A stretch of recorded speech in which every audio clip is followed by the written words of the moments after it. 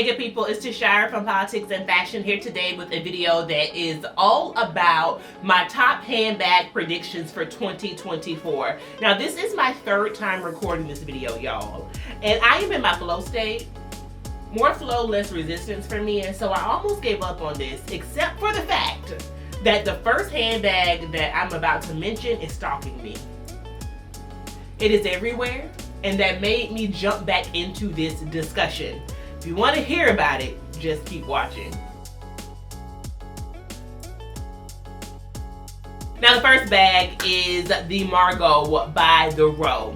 And The Row was started by the twins Mary Kay and Ashley Olsen. We first met them over at the Full House, okay, on TGIF on ABC, dating myself for sure. And since that time, they have become icons in their own right, fashion icons. The girls love Mary Kay and Ashley. If you want to hear my thoughts on both their style and also The Row, I definitely recommend watching my Quiet Luxury video, because The Row is the epitome of said quiet luxury. Speaking of quiet luxury, this bag, don't even whisper.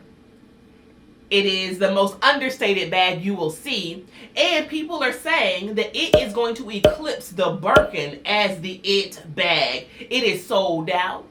It is thousands upon thousands of dollars.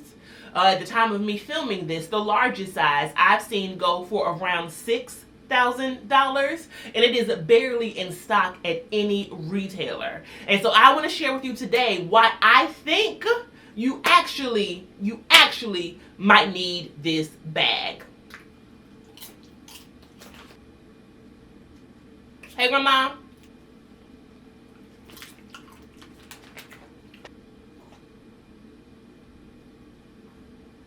I keep telling people you get good oxtails from back home. That's it. I don't have a reason. These brands have us in a chokehold, and I'm not falling for it. Not on my watch, like Kiana say, because I don't want to dress like Nancy Pelosi. That's the Hillary. That's the Hillary Clinton special for me. I don't want to wear a non-designed, very plain bag that y'all call luxury.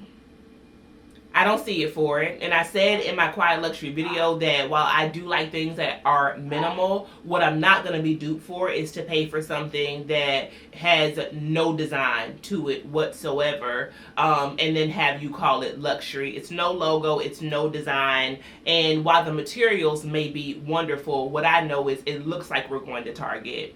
Or better yet, and I had to think about this because I was like, I've seen something like this before. Y'all remember Little House on the Prairie? No, listen, don't laugh. Listen. I'm also aging myself. Okay, think about an episode maybe where Laura Ingalls got sick, and Ma and Pa had to call the doctor, and he came on the covered wagon. This is a satchel that the doctor from town would have had, and he would have had all of his essentials in it, the tinctures and such, the medication, the salves, to bring the fever down that Laura Ingalls had. Because surely, what at 5 beds, what I'm not going to do is carry this bag for anything than as an extra down on the Oregon Trail. That is me. That is my humble opinion. Y'all let us know down below what you think about the bag and if it is on your 2024 list. Now what I do know is, because this video is not just about specific bags, it's also about categories, is you can find this style of bag if you like this kind of silhouette over at Prada right now. And the Prada one, what I do appreciate is the gold hardware, the feet on the bottom, and the fact that it is a little less expensive. I also just like Prada period. Prada's going to come up on this list for me a few times because I think they're killing it. And I think that we do not give that design house enough credit as it relates to their handbag. So once again, pound for pound with these two, if I had to see it for a bag, it would likely be the Prada. But given how trendy this bag style has become, prepare to be sick of it, girl. It's about to be everywhere all 2024. Next up are EastWest bags, and by EastWest I mean bags that are more horizontal than vertical in design. The first one that I like is this bag by Dior. Now it reminds me of a Lady Dior, which is a bag that I have not always loved, but there's something about seeing it East-West style that I think is fun and I think it is interesting. It's a new approach to a classic silhouette. My girl Chi has this bag and I absolutely love it. I think it is fun, but it also gives me classic vibes. Like it's not going anywhere anytime soon. And for a Triple OG design house to make something like this as what I would see as an interpretation of a classic silhouette, it works for me. I also know that the DJoy was first released, I believe, last year in one of Dior's resort collections, and it has definitely picked up steam. I would bet money that this is going to be the year that the brand has an even bigger investment in this bag, and we're going to see it in a lot more colors and a lot more designs.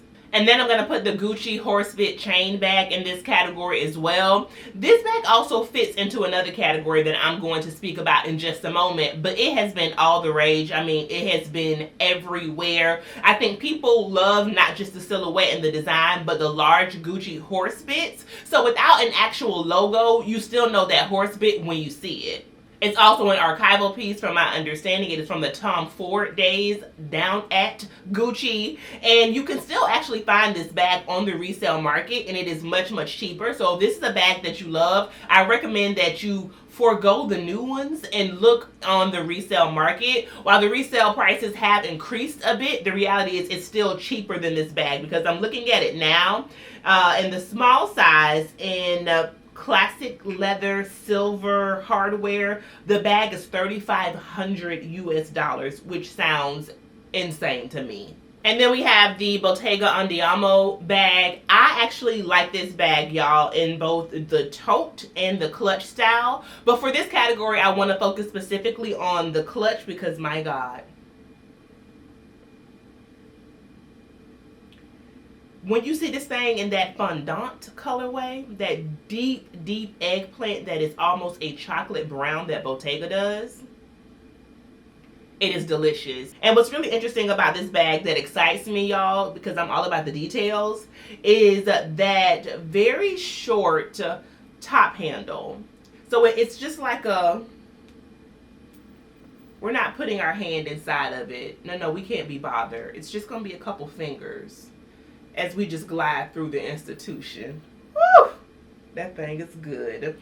And of course, that pop of gold hardware, and it looks like it kind of toggles from the back with a leather strap and then just kind of fits right in there just ever so effortlessly. Comes in a few colors, but again, the fondant has my heart. This one is a good one. And I also just don't know why this is coming in. It looks like it's the same size as maybe the medium Gucci. Why it's coming in at almost $1,000 cheaper, but that's just me. Another handbag style that is going to be a big one for this year is the Crescent Moon shape bag. Part of the allure of that bag, I think, is because people are really also loving bags that are shoulder bags. And so I have a few that I want to lift up.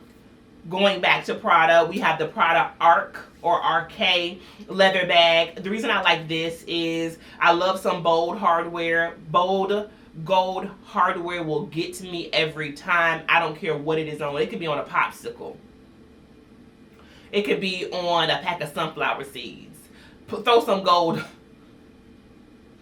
Put some gold metal on it and I want it, okay? And I think this bag definitely speaks to that. I also like the fact that I believe it comes with a crossbody strap as well. If you want something that's a little bit more, I guess, fun and embellished, then the Louis Vuitton Loop monogram bag fits into that category. Not only is it a Crescent Moon shaped bag, but it also has that gold chain that's right in the front of it. It looks like it's a little bit skinnier in width than the Prada Arc bag, but similar shape for sure. And the next one that I will mention is by my friends over at Valentino. This one is called the Roman Stud Tote Bag, I believe. At least that's what it's called on Farfetch. And it is another one that also has that crossbody strap, so we love the juxtaposition. And And what a lot of these bags don't have because of the shape of them, this one has, which is feet on the bottom. And I am always here for that. I also think they did something really cool with the design here because they embellished not just the bag with the logo and the feet, but also the top handle, which we don't see in a lot of the other bags.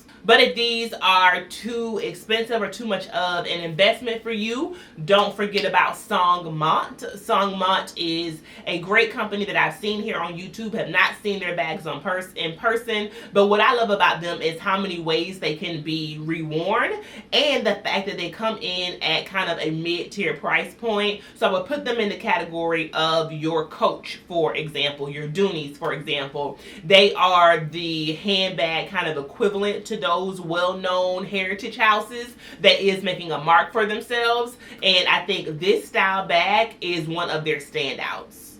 And last but not least, I have to go back to Bottega because this right here, the Jamili, a million here, a million there, this Jamili is on the map.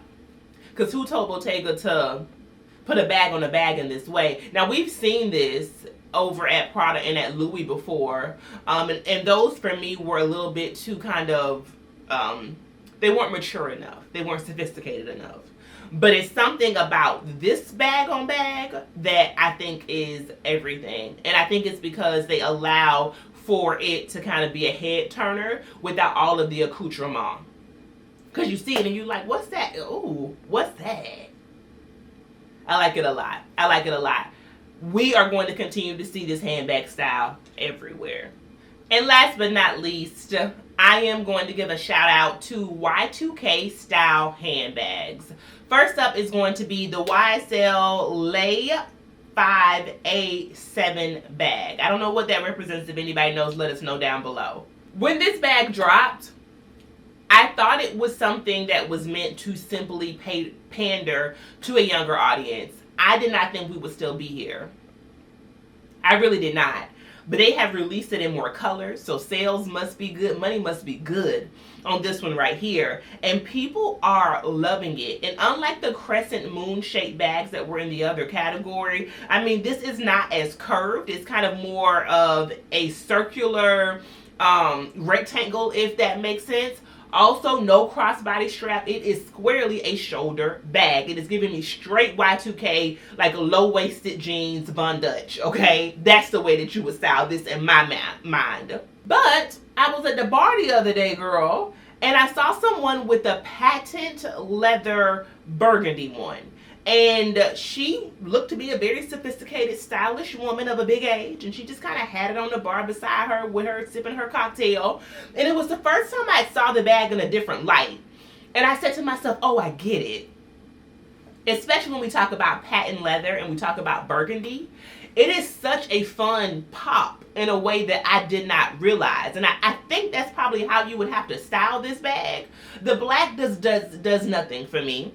Now, do I like the way that the bag opens with that L that kind of goes in and out of the loop? I think that's fun for sure, but it does nothing for me. Where this bag, in my opinion, shines is in different textures and also in different colors. And so I can understand the appeal now of the bag. I do think it screams Y2K, and there is a demographic for that for sure. Another interesting one is the Givenchy Voyou bag. And this was interesting because while it can be worn on your shoulder, it can be worn as a high crossbody. So it doesn't look like it fits all the way to your low waist, but you know, under the kind of boobage area. And I like it with the mixed metal.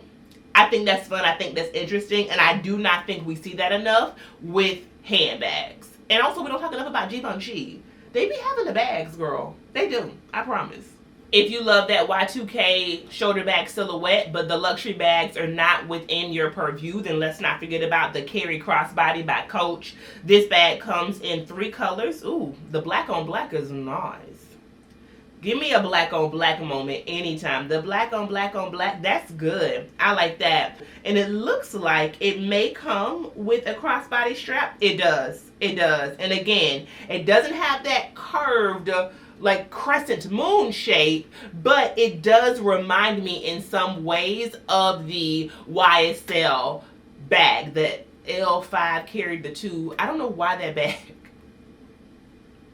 Make that name make sense. I do not get it. The algebra bag from down at YSL, this shape and silhouette does remind me of that. Honorable mention, really quick, I do not have a lot of other bags to compare this to, but I think it's a there that I want us to be on the lookout for, and that is the new Dior book tote that is coming with a leather trim and also a crossbody strap. Honorable mention because I feel like the book tote may have had its heyday and Dior knows that. However, for those of us who still love that silhouette, what does it mean for it now to be trimmed in leather because it is a canvas bag and for it to have a shoulder strap? Accessibility for travel, for example, it just makes it, for me, such a great investment. And the way that bag is constructed, if you've ever seen any of the videos, will make you fall in love with it for the first time, or if you're like me, even more deeply in love with it. It has always been one of my favorite handbag styles, and knowing that people are looking for larger bags right now, that's why I think that Margot is so popular, makes me think this style might be up next.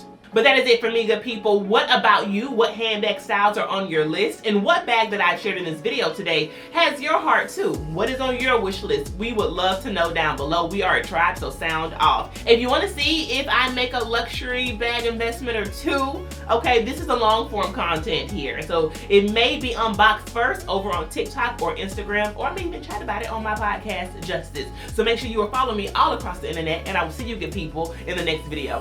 Peace.